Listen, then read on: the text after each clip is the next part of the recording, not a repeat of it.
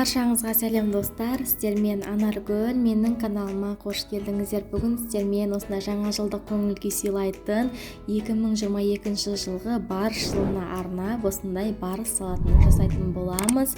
Менің каналыма тіркеліп, қоңырау белгісін басып қойды ұмытпаңыздар. Алдымен өнімдеріміздің барлығын кубик тәріздес етіп, майда етіп турап аламыз. Менде ет, жылқының еті, кез келген өзіңізге ұнайтын етпен алмастырсаңыздар болады. Тауықтың, сиыр етін ауыстырып істей берсеңіздер болады. Барлық өнімімізді кубик тәріздес етіп турап аламыз. Сырымызды да турап аламыз, горохымызды салып, тұзымызды, бұрышымызды дәміне қарай салып, майонезімізді салып, жақсылап араластырамыз.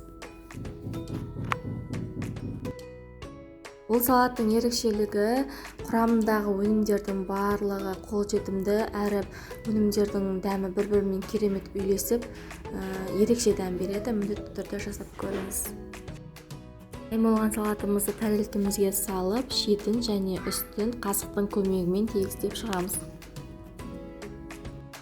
Кезекте бетін әрлейтін боламыз. Ол үшін сәбізді теркадан өткізіп, салатымызға орналастырамыз. Сәбіз, қызылша, сыр, жұмыртқа мен әсемдедім мен.